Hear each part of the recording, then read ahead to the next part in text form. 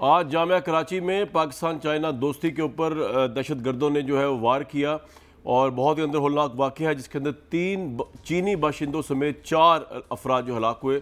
अगर आपको ये विजुअल्स हम दिखा सकें, जितने हम दिखा सकते हैं, उसके अंदर सुसाइड बॉम्बर गालिबन स्टूडेंट हैं जो खड़ी हुई हैं और उन्होंने बाकायदा रैकी करके टारगेट करके इस वैन को, जिसमें चीनी बाशिंदे शामिल थे, स्टूडेंट्स थे या टीचर्स थे, भी पता चल जाएगा, इसके मुतालिक मज़ीद मैं पूछूंगा। टीचर्स थे बल्कि, ये उन्होंने जैकेट का जो है वो पेन निकाल के, ये जो ब्लैक कपड़ों में खड़ी हुई खातून, इन्होंने जो है उसको जो है धमाका किया। और मेरे साथ इस वक्त मौजूद हैं डॉक्टर अकबर जैदी साहब। आप जामिया कराची में मौजूद हैं जहाँ पे ये अंदर होलनाक वाक़या हुआ। उनसे बात करने की कोशिश करेंगे। बात तो इनसे इकनॉमिक्स पे करनी है पाकिस्तान की, लेकिन ये वाक़या जो है ये आज का सबसे बड़ा वाक़या है, सबसे अफसोसनाक वाक़या है। मेरे साथ उज़मा बुखारी साहब और अली नवाज़ जमान साहब भी मौजूद हैं। डॉक्टर जैदी साहब, बहुत आज एक ये अंदर होलनाक वाक़या हुआ पाकिस्तान के लिए, जामिया कराची के लिए। जामिया कराची की सिक्योरिटी का इशू है या ये वाक़या जो है ये तमाम तर बेहतरीन सिक्योरिटी होने के बावजूद ब्रीच हुआ? और ये जो खातून है, क्या ये वहाँ की स्टूडेंट थी या ये कोई, क्योंकि एक तो एक कालेदम तंजीम ने पाबंद इसकी जिम्मेदारी कबूल कर ली है, बलोचिस्तान कालेदम है, बलोचिस्तान के हवाले से एक बनी हुई तंजीम है। थोड़ा इस बारे में रोशनी डालिएगा, आप तो वहीं मौजूद हैं इस वक्त भी। जी, मैं कामरान साहब अभी बिल्कुल IBA में बैठा हूँ। IBA के साथ वाली बिल्डिंग जो है वो कन्फ्यूशियस इंस्टीट्यूट की है, जहाँ पे ये वाक़या हुआ है। बल्कि हम जब अंदर आ रहे थे यहाँ पे अभी शाम को, तो वो गाड़ी भी जली हुई और पुलिस और आप सारे आप लोगों के जो टेलीविज़न के वो थे, जो भी होते हैं, वो वीडियोज़ लेने के लिए वहाँ मौजूद थे। जी, DCNG वैन। लेकिन ये मुझे इस वाक़े के बारे में ये नहीं पता कि ये खातून कौन थी और ये स्टूडेंट थी या नहीं थी। मैंने बस वो फुटेज देखी है और यहाँ पे अगर लोगों से बात करें तो सबसे अच्छी बात ये है कि उस वक्त यहाँ पे स्टूडेंट्स जमा नहीं थे। ये बिल्कुल यहाँ पे सामने एक हॉस्टल है, फ़ोटोकॉपिंग की दुकान है, IBA की दुकान है, बिल्कुल IBA है, उसके बिल्कुल कोने पे हुआ है। और आम तौर पे जब ये 2 बजे हुआ है, शायद जब स्टूडेंट्स जमा होते हैं घरों, अपने हॉस्टल और घर की तरफ जा रहे होते हैं, तो बहुत ज़्यादा जानी नुकसान हो सकता था। तो हमें शुक्र करना चाहिए कि बच गए और ये बस बहरहाल लोगों की जान गई है और ये सारा वाक़या हुआ है। ये कल चाइनीज फैकल्टी के मेंबर्स थे हलाकत हुई है? जी, यहाँ पे कराची यूनिवर्सिटी में चाइना इंस्टीट्यूट के, कन्फ्यूशियस इंस्टीट्यूट के यहाँ पे कुछ असातिज़ा हैं जो चाइनीज़ ज़बान पढ़ाते हैं। बहुत जगह यूनिवर्सिटी में चाइनीज़ ज़बान पढ़ाई जाती है और ज़रूरी भी है। तो ये उधर के थे, जहाँ तक मुझे पता है 3 शायद चाइनीज़ से, एक शायद ड्राइवर पाकिस्तानी था। ये मुझे तो जैदी साहब, ये यूनिवर्सिटी बहुत बड़ी है, मैं यहाँ आया हुआ हूँ, मैंने यहाँ शोज़ भी किए में। यहाँ की सिक्योरिटी भी एक इशू और चैलेंज ही होता होगा, क्योंकि एक बहुत वसी और रिलीज यूनिवर्सिटी है ये। तो आप बीइंग अ फैकल्टी मेंबर, आप वहाँ मौजूद भी हैं, तरह धमाका हुआ उसके बावजूद आप वहीं पे मौजूद हैं, सब वहीं से शो में पार्टिसिपेट कर रहे हैं। आप बीइंग अ फैकल्टी मेंबर मुतमईन है वहाँ की सिक्योरिटी से? कराची यूनिवर्सिटी की सिक्योरिटी वाकई बहुत एक बड़ा इशू है, इस लिहाज से कि बहुत बड़ी ज़मीन है, 3-4 उनके एंट्रेंसेस हैं और वो ख़ुद ही उसको देखते हैं। इसमें एज़ फैकल्टी मेंबर्स यहाँ पे कई हज़ार स्टूडेंट्स आते हैं रोज़, फैकल्टी मेंबर्स आते हैं, बसेस आती हैं और ये ऊबर और करीम वगैरह भी आती हैं। एक ज़ाहिर है इतने सालों से कुछ नहीं हुआ है, तो कम से कम ये था कि जो भी सिक्योरिटी थी वो काम कर रही थी। लेकिन एक हुआ है आज वाक़या, तो इसके मेरे ख्याल से जो कराची यूनिवर्सिटी के सिक्योरिटी के इंचार्ज हैं और जो रेंजर्स वगैरह मज़ीद टाइट की जाएगी। बिल्कुल ठीक। अच्छी बात यह है कि जी चाइना पाकिस्तान की दोस्ती को इस तरह के वाक़या से फ़र्क नहीं पड़ता और चाइना को भी पता है कि चाइना का दुश्मन कौन है, जो पाकिस्तान का भी दुश्मन है और ये जॉइंट दुश्मन है। और आज चाइनीज़ कॉन्सुलेट में गए, प्राइम मिनिस्टर खुद गए, उन्होंने ताज़ियत भी की, चाइनीज़ एम्बेसडर से मिले, वज़ीर आला सिंध जो है वो चाइनीज़ कॉन्सुलेट से मिले जाकर। और ऑब्वियसली पाकिस्तान की दोस्ती जो है वो इस तरह के वाक़या से मुतासर नहीं हो सकती, लेकिन हम उम्मीद करते हैं कि सिक्योरिटी मज़ीद बढ़ाई जाएगी। मुल्क के हालात जो हैं वो बड़े अनसर्टन है पोलिटिकली भी, और वो भी। मैं जैदी साहब के पास थोड़ी देर में दोबारा आऊँगा, मेरे साथ रहिएगा पाकिस्तान की इकनॉमिक्स के ऊपर। लेकिन अब बात करते हैं पॉलिटिक्स के ऊपर। पोलिटिकल हालात जो है पंजाब में, व्यूज़ आपको पता ही है, इस वक्त गवर्नमेंट कोई है नहीं, हलफ जो है वो गवर्नर ले नहीं रहे और प्रेसिडेंट उनको कह नहीं रहे, हालांकि लाहौर हाई कोर्ट ने बड़ा स्ट्रेट ऑफ हुक्म दिया हुआ है। तो इस वक्त हालात जो है वो ये कि पंजाब पाकिस्तान का सबसे बड़ा सूबा जो है पिछले ऑलमोस्ट 1 महीने से बगैर वज़ीर आला के, बगैर काबीना के, बगैर गवर्नमेंट के ऑपरेट कर रहा है। It is perfectly all for everyone, all the stakeholders including everyone.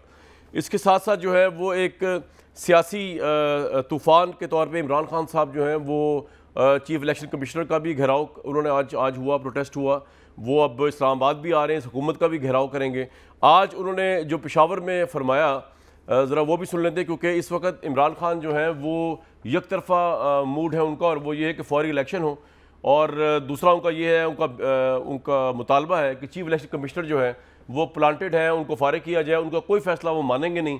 तो ये, और उनके साथ अवाम, PTI की अवाम का एक हजूम भी है, एक तूफ़ान भी है, एक समुंदर भी है, और उस बलबोते पे वो हर जगह ये भी कहते हैं कि ये जो लोटे हैं उनके साथ जो हाल करना है PTI वालों ने, वो प्राइम मिनिस्टरों को बार बार पूछते हैं, साबिक प्राइम मिनिस्टर, कि मैं देखूंगा कि आप इनके साथ क्या करेंगे।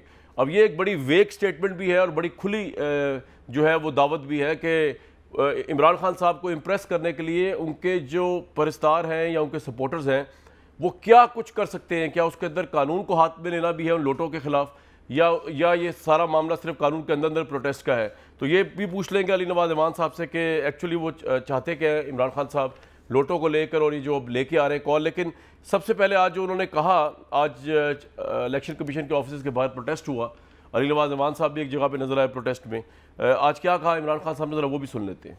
मैंने आप सबको कॉल देनी है इस्लामाबाद की। एक, हमने उस साजिश को फेल करना है, और दूसरा 60% कैबिनेट जमानत पे है। इस मुल्क के बड़े बड़े डाकुओं को हमारे ऊपर बैठाया, जिनमें से जरदारी और ये शहबाज शरीफ और नवाज शरीफ इस मुल्क के सबसे बड़े डाकू हैं। जो चीफ इलेक्शन कमिश्नर है ये बिल्कुल एक नून लीग का प्लांटेड एजेंट है। हमें इस पे कोई एतमाद नहीं, ये कोई मौका नहीं छोड़ता हमें नुकसान करने का। इसके पास कोई इखलाकी जवाज नहीं है चीफ इलेक्शन कमीशन रहने का। तो वक्त आ गया कि वो इस्तीफा दें। हमने एक सिग्नेचर कैंपेन करनी है इस इलेक्शन कमिश्नर के खिलाफ कि ये हमें नामंजूर है। इस पे मरीम नवाज शरीफ साहब का ट्वीट है मेरे सामने, बकौल तोशा खाना खान के 60% काबीना जमानत पर है, तो कान खोकर सुन लो, बहुत जल्द तुम समेत तुम्हारी पूरी साबिक काबीना पकड़ी जाएगी, उनको जमानतें भी नहीं मिलनी। इंशाल्लाह हमें तो झूठे मुकदमात इंतकाम में पकड़ा था ना, तुम्हारे मुकदमात बड़े जराइम और नाकाबिल तरदीद शवाहिद पर होंगे। उस्मा बुखारी साहिबा, इलेक्शन कमीशन को जितना कंट्रोवर्शियल पाकिस्तान तहरीक इंसाफ ने बना दिया है, आपकी अपनी राय क्या, आपकी पार्टी की राय क्या है? क्या उनको मुस्ताफ़ी हो नहीं जाना चाहिए इस वक्त और एक नया इलेक्शन कमीशनर आए, और ताकि अली नवाज ईमान साहब की पार्टी को भी एतराज़ ना हो कि उनके साथ जानिबदारी बरती जा रही है? वरना आप देख लें इमरान साहब जो है उनके मतवाले उनके साथ हैं, लाखों करोड़ों का हजूम है, वो वैसे भी इस्लामाबाद आप लोगों की गिरफ्त करने आ रहे हैं जो साजिश के तहत आपने हुकूमत कायम की है। पोर्टेड, शुक्रिया कामरान। पहले तो मैं भी अपनी तरफ से, अपनी पार्टी की तरफ से, जो आज कराची में एक अंधोनाक वाक़या हुआ है उस पे जो चाइनीज़ गवर्नमेंट है, चाइना के जो लोग हैं, और ख़ास तौर पर जो लवाहिकीन हैं इन 3 यंगस्टर्स के, उनके साथ ज़ाहिर यकजहती करना चाहती हूँ। ये बात दुरुस्त है कि चाइना के साथ ताल्लुकात जो हैं वो इन वाक़यात से जो है वो उस पर असरअंदाज नहीं हो सकते, लेकिन मैं समझती हूँ कि फिर भी ये जो एक इसको कहते हैं साजिश, जो इस वक्त हमारे मुल्क के अंदर हो रही है कि जो ख़ास तौर पर चाइनीज़ जो हैं उनको टारगेट किया जा रहा है, और CPEC जो एक गेम चेंजर है, जो मियां नवाज शरीफ साहब का एक तोहफ़ा था इस मुल्क के लिए, उसको जो है उसकी स्पीड पहले भी इस हुकूमत, पिछली हुकूमत ने आके बिल्कुल ही ख़त्म कर दिया था उसको। हम उसको आगे ले जाना चाह रहे हैं और ये वाक़यात हो रहे हैं। और दूसरी तरफ जो इंडियन मीडिया है वो पाकिस्तान के अंदर जो सियासी हालात हैं और जो चीज़ें हो रही हैं उस पर इंडियन मीडिया जो है वो तहरीक इंसाफ के बारे में और उनके बारे में जो है वो कितने शादियाने बजा रहा है। ये अपने तौर पर इसको कहते हैं साजिश होना। अब आ जाते हैं आपके सवाल की तरफ। सवाल आपका जवाब ये है कि इमरान खान साहब का तो बस चले तो वो अकेले इस मुल्क के अंदर चीफ इलेक्शन कमिश्नर भी हों, चीफ जस्टिस ऑफ पाकिस्तान भी उनको बना दें, उसके बाद आर्मी चीफ भी उन्हीं को लगा दें, वज़ीर आज़म और सदर भी वही लग जाएं, सारे ओहदे उनको दे दें, उनकी तसल्ली फिर भी नहीं होनी। और उनका जो है ना वो उनकी तो मतलब ये है कि वो सुंजी होनी गलियाँ तो फिर मिर्ज़ा यार फिर तो वो चाहते हैं, तो वो तो नहीं हो सकता। इस मुल्क में आइन और कानून नाम की जो चीज़ है वो उसने उसी तरह रहना है। एक आइन शिकन जो है जो हर ओहदे पर अपनी मर्जी चाहता है वो, और फिर जिससे उसको फ़ायदा होता हो उसको वो मर्जी चाहिए, वो नहीं हो सकता। और फिर यह है कि चीफ इलेक्शन कमिश्नर साहब की अपॉइंटमेंट के बारे में इमरान खान साहब का खुद का स्टेटमेंट आपको याद होना चाहिए कामरान, जिसके अंदर उन्होंने कहा कि उनसे इस्टेब्लिशमेंट ने लगवाया था चीफ इलेक्शन कमिश्नर को, ये नाम जो है वहाँ से आया था और जिसको बड़ा खुशी खुशी इन्होंने जो है वो पॉइंट किया था और उसके बारे में कल तक वो जो है वो बहुत खूबियाँ थी। आज चूँकि अब देखिए ना चीफ इलेक्शन कमिश्नर क्या करे, अगर आपकी फॉरेन फंडिंग पकड़ी गई है, जिसको मकसूद चपड़ासी आप भूलते नहीं थे, आज आपका असद कैसर भी मकसूद चपड़ासी है, आज आपका जो शाह फरमान है वो भी मकसूद चपड़ासी है, महमूद रशीद साहब भी मकसूद चपड़ासी हैं। आपने 11 मकसूद चपड़ासी जो है आपको अंदाजा नहीं हो रहा। एक मिनट, मैं आपको एक चीज दिखाना चाह रहा हूँ, आपको भी अंदाजा नहीं हो रहा है हालात। नहीं, मैं दिखाता हूँ आपको क्या होता है, हालात की इंटेंसिटी आपको दिखाता हूँ। अभी 2014 की बात है, आपकी हुकूमत के खिलाफ इमरान साहब ने धरना दिया था। इस वक्त जो इमरान साहब की मकबूलियत है उससे आप समझ लेंगे 10 गुना इस वक्त ज़्यादा है। और उस वक्त जो है जो उन्होंने किया था आप लोगों के साथ, जिस तरह आपकी गवर्नमेंट की रिट को उन्होंने चैलेंज किया था, वो आप जरा देख लें, दिखाएं जी जरा। हमने नवाज शरीफ की हुकूमत को नहीं चलने देना। दिल मेरा कह रहा है कि इनको यहाँ से निकालो, खींचो इसको गिरबान से पकड़ के प्राइम मिनिस्टर हाउस। आ गया कि हम सिविल नाफरमानी की कैंपेन शुरू करें। कोई ना बिजली के बिल दे, ना गैस के बिल दे, ना टैक्स दे, जब तक नवाज शरीफ इस्तीफा नहीं देता। बैरून मुल्क पाकिस्तानियों, अगर अपना पैसा भेजना है बैंक के जरिए ना भेजना, हुंडी के जरिए भेजो। आपकी करप्शन की कीमत मैं महंगी बिजली से क्यों दूं, इसलिए मैं अपना बिल जलाने लगा हूं। मैं सबसे आगे निकलूंगा बाहर रेड जोन की तरफ। कुछ हुआ पहले गोली मुझे लगेगी, 2 दिन के बाद मियां साहब आपका टाइम खत्म हो गया। पुरअमन इनकलाब का दरवाजा बंद कर देते हैं तो आप खूनी इनकलाब का दरवाजा खोल देते हैं। ऐसा पागलपन ना करना के बजाय 1 हफ्ते में जाने के कल ही तुम चले जाओ। भाई खूनी इंकलाब का रास्ता ना खोले, ऐसा पागलपन तो नहीं आप करेंगी ना अब की था उस्मा बुखारी साहिबा, वरना वो आ रहे हैं, इलेक्शन दे दें उनको, अर्ली इलेक्शन, क्या मसला है? अच्छा, ये बड़ी मेहरबानी आपकी, आपने सब चला दिया। उसके बाद रिजल्ट क्या हुआ था? रिजल्ट ये हुआ कि इनको मुंह की खानी पड़ी और मौसूफ को जो है वो APS के साने ने जो है वो एक फेस सेविंग दे दी और वो तशरीफ़ ले गए। ये तमाम कुछ करने के बावजूद भी इनके मकासद ये उस वक्त भी हासिल नहीं कर सके थे। और ये जहन में रखा कीजिए कि 2014 में इनके लिए एक फेवरेबल एनवायरनमेंट था। आप इसके ऊपर रिकॉर्ड पे हैं कि आपने भी कहा था कि आप भी 200 के जलसे को 2 लाख बताया करते थे और मीडिया के वो डार्लिंग हुआ करते थे, उनको बहुत सारी सपोर्ट इर्द गिर्द से भी मिल रही थी, बहुत सारे हाथ थे उनके सिर के ऊपर। आज वो सब कुछ नहीं है, पहली बात। दूसरी बात यह है कि अब इमरान खान के ऊपर बहुत सारे सवालिया निशानात हैं। अब तोशा खाना, ये फॉरेन फंडिंग, अभी बहुत सारे केसेस जो है जो आटा चीनी के हवाले से आपने अर्ली इलेक्शन नहीं देना, मुझे पॉइंट समझ आ गया आपका। अब ये क्लीन नहीं है।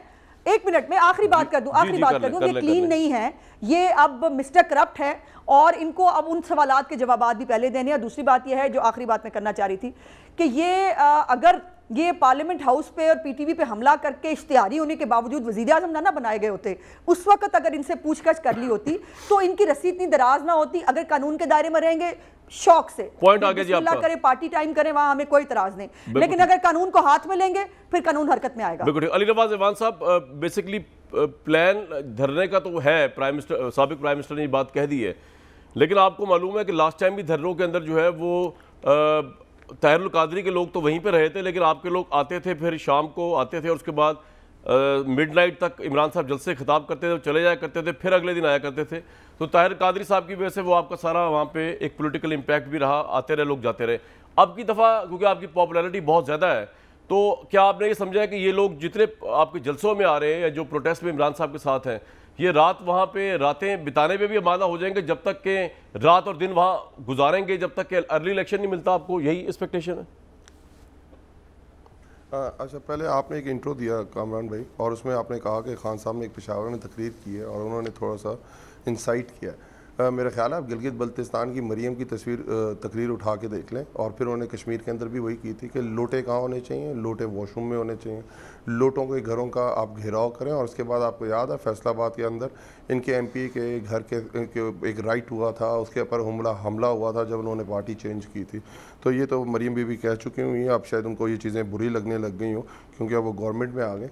आजकल तो लोग नया पाकिस्तान को याद कर रहे हैं, क्योंकि 2 हफ्तों के अंदर जो पुराने पाकिस्तान की तस्वीरें सामने आई हैं वो तो बहुत ख़तरनाक हैं कि जो गवर्नमेंट हम सब्सिडी दे के गए थे, कल मिफ्ता इस्माइल जब IMF के पास गए और जो ये बुलंदोबाग दावे किया करते थे कि तरीके इंसाफ ने, इमरान खान ने पाकिस्तान को आईने के बाद गिरवी रख दिया है, तो कल आपने मिफ्ता की वो तकरीर सुन ली कि हम उस जो लेजिस्लेशन हुई थी उसको चेंज नहीं करेंगे और स्टेट बैंक की जो खुद मुख्तारी उसको रहने देंगे। आते ही इन्होंने पहले 9 रुपये चीनी बढ़ाई, उसके बाद 5 रुपये चीनी बढ़ाई, फिर कुकिंग ऑयल 5 रुपये बढ़ाया, फिर बिजली 5 रुपये बढ़ाई, इस वक्त डीजल नापैद है। और उसके बाद 3200 पर्सनल इन्होंने राइवेंट के अंदर डिप्यूट किए, हफ्ते की छुट्टी रखी, फिर हफ्ते की छुट्टी ख़त्म की, लंगर खाने बंद किए, फिर लंगर खाने खोले। तो ये जो देख रहे हैं, और कल जो माशाल्लाह पूरा वो जो सारे के सारे क्रिमिनल्स मोस्ट वांटेड हज के ऊपर जा रहे हैं और जो पुराने पाकिस्तान की एक नई तस्वीर दोबारा सामने आ रही है। जी जी माशाल्लाह। और वो आपके सामने, और देखें वो क्या किस तरह का पाकिस्तान वापस। फिर हम यही कह रहे थे कि आपको जवाब देना पड़ेगा, चाहे आप चीनी चोर हैं, जहांगीर तरीन आपके साथ बैठे हुए हैं, आप कहते हैं आप लैंड माफिया हैं, अलीम खान आपके साथ बैठे हुए हैं, आप जो जो इल्ज़ाम लगा रहे हैं। और उसके बाद तो आपने कहा था कि हम तो ड्रग्स सप्लाई करते हैं माशाल्लाह, और उनको तो उन्होंने कैबिनेट में ले लिया, पता नहीं किसको ड्रग्स सप्लाई करेंगे वो। तो ये तो वो पुराना पाकिस्तान की वो पिक्चर इन्होंने 2 हफ्ते में दिखाई कि लोग तो वाकई पागल हुए हैं इस वक्त, इनकी मिले कहीं इन लोगों को। और उसके बाद ये तो PDM बनी किस लिए थी कामरान भाई? PDM तो बनी थी एक पॉइंट एजेंडा, इमरान खान को हटाएंगे। और क्यों इमरान खान भाई जो आप आधी बात रोक देते हैं ना, थोड़ा मुकम्मल करें इसको। ये जब मिलेंगे तो क्या होगा? ये लोटे छोटे मिलेंगे या जो आपकी पार्टी के लोटे हैं या जो गवर्नमेंट की बात कर रहा हूँ ना, इलेक्शन में जवाब, इलेक्शन में इनको जवाब मिलेगा। आपको पता है कि जब नूर आलम खान साहब जिनकी आप बात कर रहे हैं, जो 2013 का जो इलेक्शन था वो 50,000 वोट से हारे थे, और इंशाल्लाह ताला वो 80,000 वोट से हारेंगे जो अभी जो 2022 के अंदर इलेक्शन आएगा। ये लोग इस तरह ही जवाब देते हैं, और इन लोगों को वाकई एक सिंबल बनाना चाहिए। फिर आपने पंजाब गवर्नमेंट की बात की, तो आपको साथ ये बात करनी चाहिए थी कि जो आइन, जो लाहौर के 3 होटल के अंदर जो जमहूरियत को फूल पहनाए जा रहे थे, लाहौर हाई कोर्ट को तो ये तो याद है कि उन्होंने ओथ लेना है गवर्नर ने, वजीर आला का, पर उनको ये याद नहीं है कि 63 देखें सुप्रीम कोर्ट के अंदर जो केस है वो ये केस है कि उनको 1 टाइम खत्म करना है कि उनको लाइफ टाइम बैन करना है। उन्होंने तो वोट डाल दिया हुआ है 26 अरकान ने, उसके ऊपर फैसला करें, इलेक्शन कमीशन उसके ऊपर फैसला करे, आइन का हिस्सा है आर्टिकल 63। अब तो वो दोबारा, और जैसे ही उनको नाअहल होंगे, अब उनकी दोबारा वो अक्सरियत जो वो अकलियत के अंदर तब्दील हो जाएगी। वो तो इस तरह की गवर्नमेंट बना के बैठे हुए हैं। उसके बाद आपने बात की, अब मेरा सवाल हालात किस, जी जी मेरा सवाल ये था, मैं देखिए आप दिल की भड़ास निकालनी, मैं वही कह रहा हूं जी जी। मेरा दोबारा, मैं क्योंकि आप भूल गए होंगे ना, मैं सब बताया, तो 5 मिनट पहले सवाल पूछा था। सवाल मेरा ये था, आपने जो बात की, मैं रिफ्रेश कर रहा हूं, लोग भूल गए होंगे। इमरान खान साहब को लोग स्पॉन्टेनियस निकले पूरे पाकिस्तान। ये सवाल नहीं यार, ये सवाल नहीं मेरे भाई, कराची के अंदर हो रहा होता है। अली भाई मेरा सवाल तो मेरा रहने दे, मैं रिपीट कर देता हूँ, कोई ऐसी बात नहीं। वो 5-6 मिनट पहले पूछा था ना आपसे। सवाल ये है मेरे भाई, मैंने ये कहा था कि अगर ये आपको ये धरना जो है, इसके अंदर क्या आप लोग इतने तैयार हैं कि जब तक ये अर्ली इलेक्शन की डिमांड इनकी गवर्नमेंट नहीं मानेगी, उस्मा साहिबा की, तो दिन रात वहाँ पे कई हफ्ते भी गुजारने पड़ सकते हैं आपको? क्योंकि इससे पहले ऐसा नहीं हुआ था। इससे पहले शाम को आपका जलसा हुआ करता था, अगले दिन फिर शाम को हुआ करता था। जी, ये दुनिया के अंदर तो जितने जलसे आपने तकरीम स्क्वायर भी आपने देखा इसी तरह होता है, बट इस दफ़ा धरने का हम थोड़ा चेंज करने जा रहे हैं। अच्छा। एक हमारे पास तजवीज़ ये है कि बेक वक्त चारों कैपिटल्स के अंदर और 5वां फेडरल के अंदर एक साथ धरना शुरू किया जाए, और उसके साथ जो लाइव स्ट्रीमिंग हम जिस तरह आजकल जलसों की करते हैं पूरे पाकिस्तान के अंदर, खान साहब होंगे इस्लामाबाद के अंदर, वो पूरा लाइव स्ट्रीम होगा पूरे पाकिस्तान के चारों कैपिटल्स के अंदर, और हर जगह धरना दिया जाएगा। और वो धरना उस वक्त तक, ये धरना उस वक्त तक दिया जाएगा जब तक फ्रेश इलेक्शंस कॉल ना हो जाए, जो इनकी अपनी डिमांड थी। अब ये देखें जमहूरियत के अंदर ये नहीं होता। कामरान भाई आप तो लेक्चरर रहे हैं, वैसे आप यकीन करें जिस आपने इस्लामाबाद में धरना दिया था लास्ट टाइम, तो मैं अपने प्रोड्यूसर अक्सर कहा करता था यार ये एक जगह पे इकट्ठे क्यों हो गए, अगर कर रही है तो फिर चारों सूबों में करे, शहरों में करे, सूबों के दारुल खिलाफ। वेरी गुड यार, आपने मुझे ऑफ द रिकॉर्ड ये आपने कामरान भाई आपने मुझे ऑफ द रिकॉर्ड अपनी ये दिया था, तो मैंने प्राइम मिनिस्टर तक पहुंचा दिया। मैंने ऑफ द रिकॉर्ड नहीं कहा, लेकिन दूसरी गला दस देना ऑफ द रिकॉर्ड। ठीक है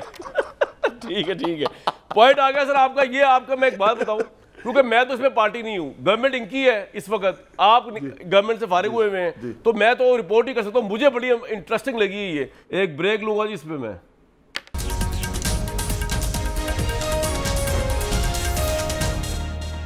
जैदी साहब पहले तो ये बताइए कि ये जो पॉलिटिकल इंस्टेबिलिटी आपको अभी भी नजर आ रही होगी और आइंदा आने वाले वक्तों में भी आएगी, इससे पाकिस्तान की मईशत कहाँ स्टैंड करती हुई नजर आती है आपको आइंदा कुछ महीनों में?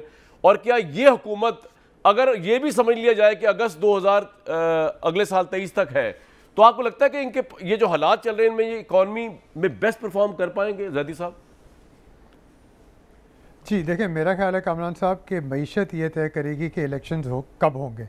ये अच्छा। इमरान खान नहीं तय करेंगे, ये धरने नहीं करेंगे। ये अगर इकॉनमी कुछ अरसे संभल जाती है तो ये हुकूमत इलेक्शन नहीं कराएगी। अच्छा। अगर नहीं संभलती तो फौरी तौर पे ये कह देंगे कि अपोजिशन भी कह रही है, हम भी कह रहे हैं, हम भी जब कह रहे थे हम इलेक्शन करा देते हैं। मुझे ये लगता है आज अप्रैल की 26 तारीख हो गई है, अगले 6-8 दिन छुट्टी होगी, उसके बाद कीमतें बढ़ेंगी, इसमें कोई शक नहीं। आलमी मंडी में बहुत बड़ी हैं, यूक्रेन और रूस की जंग चल रही है, उसके कोई ख़त्म होने के आसार नहीं हैं। गंदम की कीमत बढ़ेगी, तेल की कीमत बढ़ेगी, ये आलमी मंडी में कमोडिटी प्राइसेस जिसे हम कहते हैं। दूसरा ये हमारे डॉलर का रेट चाहे IMF के साथ अगर मुआहदा हो भी जाता है और ये एक हद तक बात आगे बढ़ी है, और ये मेरा ख्याल है मैं IMF के हक़ में नहीं हूँ, कई दफ़ा कह चुका हूँ, लेकिन आज के हालात में अगर ये देखा जाए, ये इन्होंने की है कोशिश, वो ये है कि इनको $2 अरब और मिल जाए, 1 साल के लिए इनका प्रोग्राम और एक्सटेंड हो जाए, और ये मिफ्ता इस्माइल कोशिश करें कि मईशत थोड़ी मुस्तहकम हो जाए। ये इनको मालूम है कि फ़ौरी तौर पे कीमतें बढ़ेंगी और उसका ये ऐलान भी कर चुके हैं, उसका तैयार भी हैं। जो अभी ये जो कह रहे थे कि 9 रुपये बढ़ गई चीनी, 5 रुपये बढ़ गई, ये और बढ़ेगी, लेकिन होगा ये कि 1-2 महीने के बाद थोड़ी सी संभल जाएगी और फिर जो रफ्तार है बढ़ने की, जिस तेज़ी से बढ़ रही थी, वो नहीं बढ़ेगी। दूसरी बात बहुत अहम है कि अगले महीने जून में बजट आएगा इस हुकूमत का, वो आपको बताएगा, उससे बहुत सारी चीज़ें वाज़ेह हो जाएंगी कि क्या वो IMF के प्रोग्राम पे चल रहे हैं, क्या वो इलेक्शन बजट आया है। ज़ैदी साहब एक बात बताइए, प्रोग्राम में भी कई दफ़ा हुआ है, जिस तरह इमरान खान साहब ने पॉलिटिकली एक माइलेज लेने के लिए एक ऐसी सब्सिडी दे दी पेट्रोल के ऊपर जो कि शायद सियासी तौर पे उनको सूट करती थी, लेकिन मईशत के हिसाब से वो पाकिस्तान को सूट नहीं करती थी, क्योंकि सब्सिडी बहुत ज़्यादा पाकिस्तान अपने उसमें से दे रहा है। तो आपको लगता है कि ये जो बजट आएगा तो शहबाज शरीफ जो है वो पॉपुलैरिटी लेने के लिए अवाम की, वो कोई ऐसा बजट दे सकते हैं कि जिसके अंदर वो सब कुछ सब्सिडाइज कर दें, जिसको कहते हैं अवामी बजट, या उनके पास बिल्कुल ही चॉइस नहीं है जो मुल्क के हालात इकॉनमी के चल रहे हैं इस वक्त? मेरा तो ख्याल है ये इमरान खान ने बहुत गलत फ़ैसला किया था।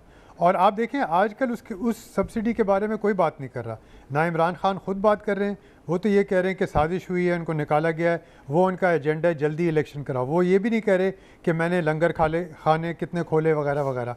तो ये हमें मेरे ख्याल महीने के बाद पता चलेगा, जब मई में IMF की टीम आएगी, मिफ्ता इस्माइल और उनकी टीम के साथ मिलेगी और बातचीत होगी, हमें पता चल जाएगा कि बजट किस तरफ जाने वाला है।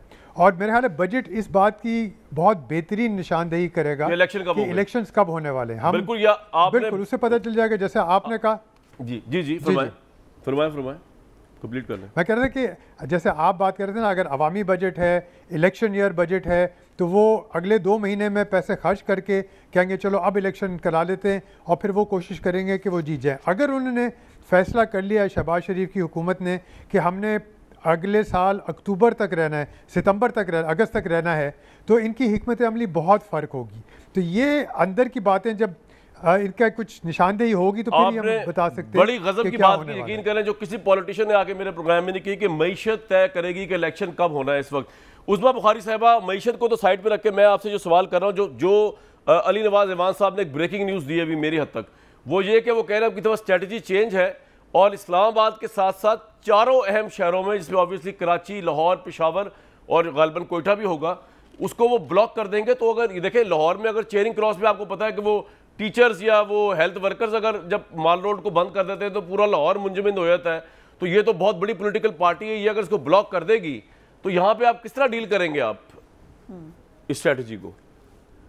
बहुत पता नहीं क्या आपको क्या लग रहा है, आसमान टूट पड़ेगा, वो क्या होगा। आज आपने देखा ना इलेक्शन कमीशन के बाद भी जम्मे गफीर लाखों की तादाद में लोगों ने एहतजाज किया, और अभी तो जून आने वाला है, तो मेरा ख्याल है कि अच्छा होगा ये जून में प्लान करें और आए। मतलब हम तो 4 साल रुल लिए ना, हमें तो जो हमारे अंदर तो फिर भी स्टेमिना है, हम आम लोग हैं, हमें को ख़ास गर्मी वर्मी से जो है हमें डर नहीं लगता।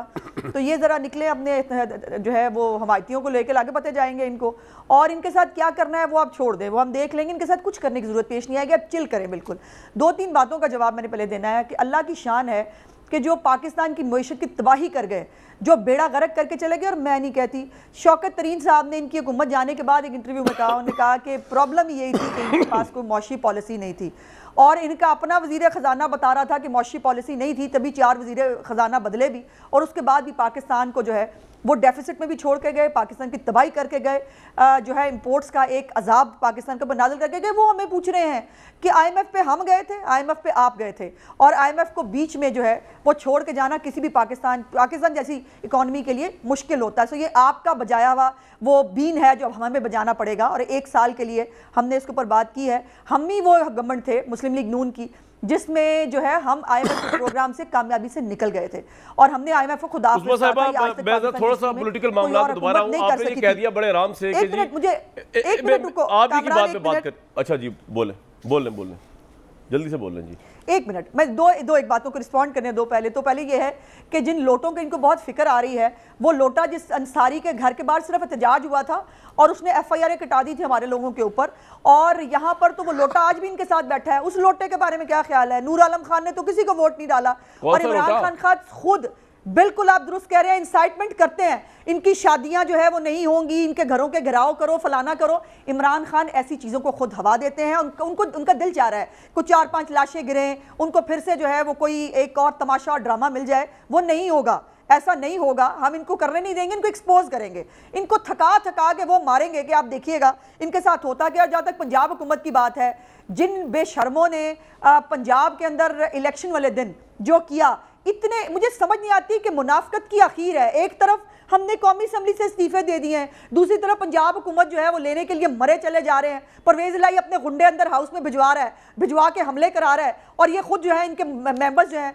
वो हमले करते हुए पूरे पाकिस्तान ने देखे हैं। लेकिन उसके बावजूद जब हमजा शहबाज साहब इलेक्ट हो गए हैं तो अब मरे चले जा रहे हैं कि उस इक़्तिदार के लिए जिसका बकौल इनको शौक नहीं था, उस इक़्तिदार के लिए इनकी जान निकले चले जा रही है। तो कोई बात नहीं, 2 दिन 4 दिन कितने दिन रह गए। मैं ये कह रहा हूं कि आपने बड़े आराम से कह दिया कि जी हम तो कोई बात नहीं, ये लोग आ जाएंगे, जाओ ना, जाओ हर जगह से इस्तीफा दे दो। और मेरी बात तो सुन ले, आपने बड़े आराम से कह दिया ये लोग आ जाएंगे, देख लेंगे। भाई बात ये कि हो सकता है आपको फर्क ना पड़ रहा हो, लेकिन आम आदमी, बिजनेस क्लास जो है और आम जो शहरी है उसको तो बहुत फर्क पड़ेगा ना। तो इसलिए मैं कह रहा हूँ ये तो बड़े पैमाने पे डेडलॉक हो जाएगा इस मुल्क में। कोई फर्क नहीं पड़ेगा। नहीं, पाकिस्तान अनफॉर्चुनेटली धरना खान की पॉलिटिक्स का आदी हो गया हुआ है। ये धरने ही तो दिए इस मुल्क को, और दिया क्या है, या भंग पॉलिसी दी। ब्रेक लूंगा, अली नवाज जमान साहब उसके बाद रिस्पॉन्ड करेंगे। और पूछना ये चाहूंगा कि क्या इस वक्त जिस प्रोसेस के तहत हुकूमत आई है उसके पास अगस्त 2023 तक तो है काम करने का मैंडेट जो पार्लियामेंट में दिया हुआ है, दस्तूर ने दिया हुआ है, तो क्या आप तब तक वेट नहीं कर सकते? ज़रूरी है कि पूरे पाकिस्तान को स्टैंड स्टिल किया जाए? आप खुद क्रेडिट ले लें इस मईशत को कि आपने इसको गिरीवी को उठाया और अब वो ऊपर जा रही थी, तो क्या आप चाहेंगे कि धरने करके चारों शहरों के अंदर, चारों बड़े शहरों में, इस्लामाबाद में, इस पूरे मुल्क के अंदर एक इकोनॉमिक डेडलॉक पैदा कर दें? वो जो आपका क्रेडिट है वो भी इस कौम का डिस्क्रेडिट बन जाए। और बड़ा अहम सवाल जैदी साहब से पूछना है कि जो ये साजिश की बात कर रहे हैं, ये किस हद तक अगर इमरान साहब प्राइम मिनिस्टर बन के आते हैं और इस साजिश वाले बयानिए पे रहते हैं, तो इकोनॉमिकली पाकिस्तान किस तरह यूरोप और अमेरिका के साथ इंटरेक्ट कर सकेगा और उनके फाइनेंशियल इदारों के साथ?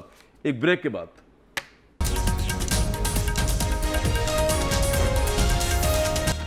अली नवाज जमान साहब ने बहुत बड़ी खबर दी है कि बेसिकली धरनों का प्लान जो है इमरान खान साहब आपकी दफ़ा एक शहर में नहीं है इस्लामाबाद में, बल्कि चारों बड़े शहरों में होगा, चारों सूबों के अंदर होगा और लाइव स्ट्रीमिंग के जरिए उसको इंगेज किया जाएगा। तो अली भाई, ब्रेक पे जाने से पहले मैंने एक सवाल आपके लिए छोड़ा था कि आपको लगता नहीं कि जिस मईशत का क्रेडिट आप ले रहे हैं वो मईशत जो है उससे बहुत ख़राब होगी जब आप सड़कों को ब्लॉक कर देंगे, मुल्क को ब्लॉक कर देंगे? देखिए, मैं आप बात उस्ताद मोहतरम ये है कि ये मीशत तो हम बिल्कुल ठीक, और की गवाही कौन दे रहा था? इसकी गवाही अभी परसों IMF ने दी है, जब मिफ्ता वहाँ गए थे, और उन्होंने कहा कि पाकिस्तान की तारीख की पहली दफ़ा ऐसी हुकूमत आई है 20 साल बाद जिसने 5.6 पे ग्रोथ लेके गई है कोरोना के बावजूद, और ये कंसिस्टेंटली इस साल इंशाल्लाह ताला 5+ रहेगी। उसके बाद उन्होंने जॉब सर्वे की बात की कि पाकिस्तान के अंदर 3.5 साल के अंदर 55 लाख नई नौकरियां क्रिएट की गई। आपकी एक्सपोर्ट जो पिछले 20 साल से स्टक थी $25 अरब के ऊपर, वो $32 अरब पे चली गई, और गुड्स को अगर साथ में ला लें तो $38 अरब पे चली गई।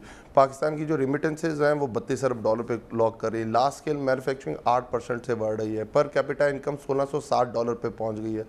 स्मॉल मीडियम इंटरप्राइजेज आपकी बढ़ गई हैं, 5 बड़ी क्रॉप्स एग्रीकल्चर सेक्टर के अंदर आपकी मेगा क्रॉप्स आई हैं। ये सारी वो चीज़ें जिसकी IMF ने अभी हमारा इंडोर्स किया है, और ये बिल्कुल ठीक बात है कि हम यही तो कह रहे हैं उस्ताद मोहतरम, जो आपका एनालिसिस है, जो आपके साथ ज़ैदी साहब है उनका जो एनालिसिस है कि पाकिस्तान टर्मोइल के अंदर नहीं रह सकता। पाकिस्तान का वाहिद आगे जाने के लिए वो यही है कि फ्रेश इलेक्शन हो, क्योंकि ये नहीं हो सकता जमहूरियत के अंदर जिस पार्टी ने 86 सीटें ली हो वो उसका वज़ीर आज़म, और जिसने 156 सीटें ली हो उसको आप बाहर कर दें। इस तरह पाकिस्तान चल नहीं सकता। जिसको मैंडेट दिया गया है जमहूरियत में, जिसको मैंडेट दिया गया है और उसके पास सीट ज़्यादा है, उसको टर्म पूरी करने लीजिए। पूरी आलमी साजिश हुई, लोकल हैंडल्स ने अपना प्ले किया, मीर जाफ़र मीर सादिक ने अपना रोल प्ले किया।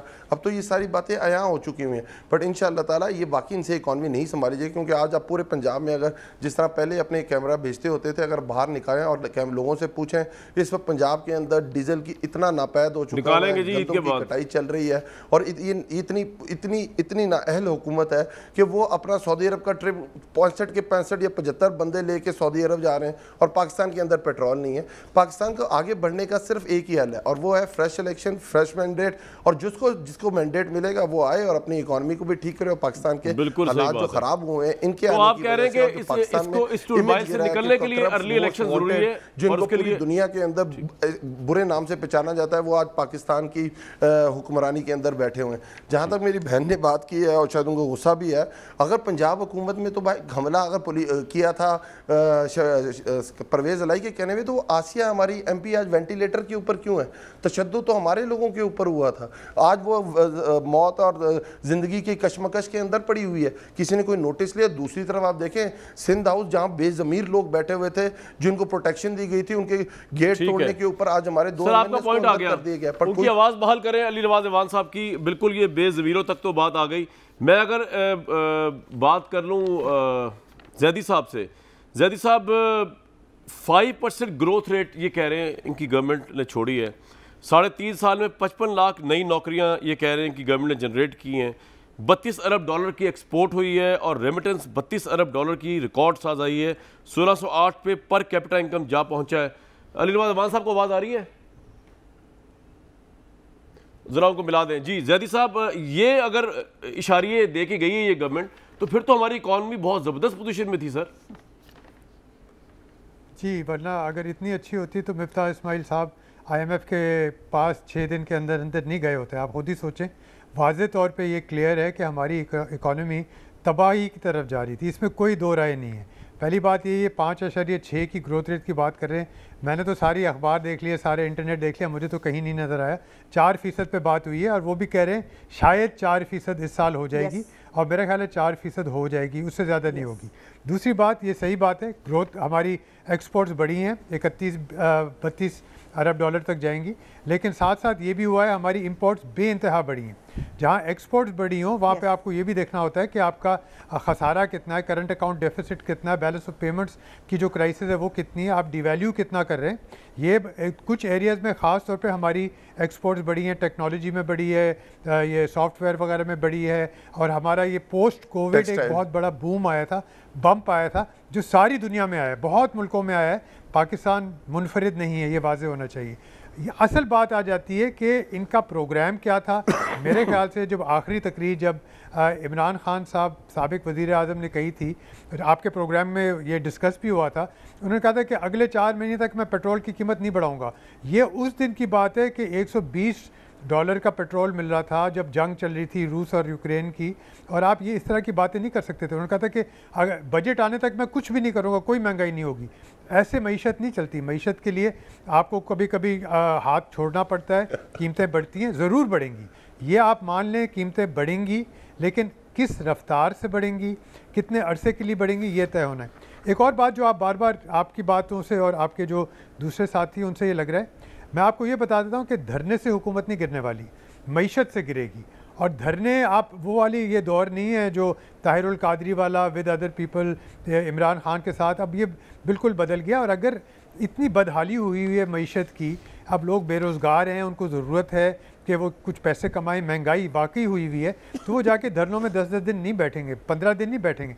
127 दिन का जो उनका धरना था, ये अब नहीं हो सकता। ये ना वो दौर है, ना वो वक्त है। और एक बात और, इससे पहले मैं उस के पास जाऊँ, इमरान खान साहब अगर पावर में आते हैं, जब भी इलेक्शन होता है, अगर समझे आप अस्यूम करें कि पावर में आते हैं, तो जिस तरह की इंटरनेशनल कॉन्स्पिरेसी की उन्होंने बात की, तो ऑब्वियसली आपको लगता है कि फिर अमेरिका और यूरोप के साथ जो है हमारे ताल्लुकात इकोनॉमिकल अफेयर्स में कैसे रहेंगे?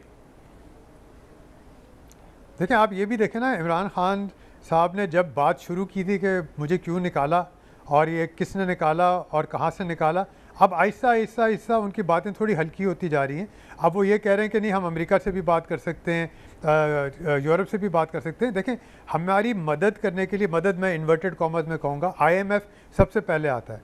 अगर अमेरिका IMF पर से को कह दे कि आपने पाकिस्तान की मदद नहीं करनी, उनको कर्जे नहीं देना, ना आपको चीन मदद कर सकता है, ना आपको कि सऊदी अरब मदद कर सकता है। अमेरिका से आप पंगा नहीं ले सकते, साफ साफ बात है। ये जो हिंदुस्तान की बात करते हैं कि हिंदुस्तान बहुत खुद मुख्तार है, उसकी ये फॉरेन पॉलिसी वाकई है, लेकिन उनके पास इकॉनमी एक है, बड़ी है, उनकी तादाद ज़्यादा है, उनकी एक्सपोर्ट ज़्यादा है। हम तो बिल्कुल भीख मांगते हैं सऊदी अरब से, चाइना से, अबू धाबी से, दुबई से, अमेरिका से हम भीख मांगते हैं। जो भीख मांगता है वो अपनी शराइत नहीं रख सकता। लेकिन सर, अच्छा, फिर आपने तो पूरे जज्बात ही कुचल दिए इस कौम के, ख़ास तौर पे इमरान साहब का जो पर्सपेक्टिव है उसको देख के आपने जो बात कर दी है। लेकिन ऑब्वियसली इसको तो काउंटर आर्ग्यू करेंगे जब उनकी बारी आएगी अली साहब की, उसमें बुखारी साहिबा। अब यहाँ से आगे किस तरह चलना है? और आप इस बात से एग्री करती हैं जो इन्होंने कहा अभी जैदी साहब ने कि मईशत तय करेगी इलेक्शन को, और आपके जहन में भी यही चल रहा है कि अगर तो हालात जो है बहुत ही ख़राब हो तो आप जान छुड़ा के निकलेंगे बीच में से, और अगर आपने स्टेबलाइज कर लिए, जो कि एक बहुत ही अनथिंकेबल टास्क लगता है, तो फिर शायद आप अगस्त 2023 तक जाएं। ऐसा ही है, मईशत तय करेगी। देखिए, ये बात तो कामरान, इसमें कोई दूसरी राय नहीं है। इमरान खान ने इतने झंडे गाड़े होते, जितने झंडे भाई बता रहे हैं अली नवाज अमान साहब, तो उसका कहीं जिक्र करते। वो अपनी टोटल उन्होंने ट्रक की बत्ती जो है बेनूजी साजिश की, उसके पीछे लगा दिया पूरे पाकिस्तान की कौम को। इनकी परफॉर्मेंस कोई बात ही नहीं कर रहा। अली भाई भूल जाते हैं कि जो आपने इंपोर्ट्स बिल पाकिस्तान के ऊपर जो मुसल्लत किया है उसके बारे में भूल जाते हैं। जो आपने पाकिस्तान की तारीख का सबसे ज़्यादा 45 अरब जो है उसका आपने कर्जा ले लिया, आप उसको भूल जाते हैं। आप जो पाकिस्तान के जो इस वक्त महंगाई डबल डिजिट में आप छोड़ के गए थे, आप उसको भूल जाते हैं। आप जो है ये सऊदी अरब की 2 दफ़ा बात की, मैं नहीं चाह रही थी इस पर बात करना, लेकिन आप तो सऊदी अरब जाते थे हीरे के सेट कमाने के लिए, और जो है वो घड़ियाँ लेने के लिए, और उसके ऊपर जो है वो डिकार मारने के लिए। हम जाएंगे तो पाकिस्तान के लिए कुछ लेके आएंगे, और पाकिस्तान को इस वक्त सपोर्ट की ज़रूरत है, इसमें कोई दूसरी राय नहीं। अगर मईशत इतनी खड़ी होती तो आपका शौकत तरीन साहब जो है ना, वो खुद आपको चार्जशीट कर रहे हैं कि आपकी मुआशी पॉलिसियां क्या थी। मुझे बहुत टाइम, अली नवाज अमान साहब, टाइम की किल्लत, अब सिर्फ इस बात का जवाब दें जो जैदी साहब ने कहा है कि हम हर एक से भीख मांगते हैं, तो पहले आई थिंक इस कशकोल को खत्म करना पड़ेगा अमेरिका से फंडा लेने से पहले। सर, इस बात पर रिस्पॉन्ड कर दे, वक्त की किल्लत है ब्रेक से पहले। ज़ैदी साहब की बात देखें, ज़ैदी साहब की बात से मतलब क्या निकला? क्या देखिए, 35 साल नून लीग और पीपल्स पार्टी की गवर्नमेंट्स रही हैं, और ज़ैदी साहब का एनालिसिस ठीक है। ज़ैदी साहब भी बिल्कुल ठीक कह रहे हैं कि पाकिस्तान के इन्होंने इतना बुरा हशर कर दिया, इतना बुरा हशर कर दिया कि पाकिस्तान का कशकोल पकड़ा देते हैं। पाकिस्तान को कशकोल पकड़ाया होता था, और पाकिस्तान में पूरी दुनिया की जाके भीख मांग रहा है। पाकिस्तान की जो तरक्की शो कर रहे होते, ये तरक्की नहीं थी। इसका हिसाब इस तरह लगाना, जो अभी मेरी बहन कह रही हैं कि करंट अकाउंट डेफिसिट अब सबसे ज़्यादा छोड़ गए, ये भूल जाते हैं इनको डिमेंशिया की बीमारी है। पाकिस्तान की 70 साल तारीख में जो $20 अरब का करंट अकाउंट डेफिसिट छोड़ के गई है, वो नून लीग छोड़ के गई है। जो इनको करंट अकाउंट डेफिसिट मिला था वो $2 अरब का मिला था। 5 साल के अंदर $20 अरब का करंट अकाउंट डेफिसिट छोड़ के गए थे। और ज़ैदी साहब की जो बात है उसको दूसरी तरह ना, कायदे आज़म मोहम्मद अली जिन्ना ने इंग्लैंड से, ग्रेट ब्रिटेन से आज़ादी हासिल की थी, तो क्या ये बात है कि वो आइंदा ग्रेट ब्रिटेन के साथ बैठेंगे नहीं? क्या ग्रेट ब्रिटेन के साथ उनके ताल्लुकात बेहतर नहीं होंगे? अभी आप यूरोपियन यूनियन की बात कर रहे थे, पाकिस्तान ने स्टैंड लिया था, ऑब्स्टेन किया था रशिया के इशू के ऊपर। यूरोपियन यूनियन के हेड का प्राइम मिनिस्टर को फोन आया और उनका आपका स्टैंड ऐसा है कि आप कोई रोल प्ले कर सकते हैं रशिया और यूक्रेन की वॉर के अंदर। यूक्रेन जिसके ऊपर इन्वेड किया हुआ रशिया ने, उनके हेड का। अली भाई, वो तो आपने बात डाल दी 35 साल पे, लेकिन अगर मैं आपसे सिर्फ 3.5 साल का हिसाब मांगू कशकोलों को लेके, तो क्या आपकी गवर्नमेंट और हमारे प्राइम मिनिस्टर जाके हमने नहीं मांगा सऊदी अरब से, नहीं मांगा यूएई से, नहीं मांगा IMF से? आप तो ऐसे गुफ्तगू फरमा रहे हैं कि 3.5 साल में आपने पाकिस्तान को इनकी 35 साला मईशत पे मबनी गुलामी से निजात दिला दी, और अब आप स्टैंड ले रहे हैं। यहाँ तक कर्जे में डूबी हुई मईशत जो है आपको भी मिली होगी और आपको मिली है, और उसके बाद आपने भी उसको मजीद उसी में डुबोया। आपने कोई ऐसी एक्स्ट्राऑर्डिनरी इकॉनमी तो नहीं दिखाई कि हम IMF से आज़ाद हो जाएं, सऊदी अरब के चंदे से या सऊदी अरब के कर्जे से आज़ाद हो जाएं, या यूरोपियन यूनियन FATF इन सबसे आज़ाद। एक ब्रेक लूँगा जी इस पर मैं।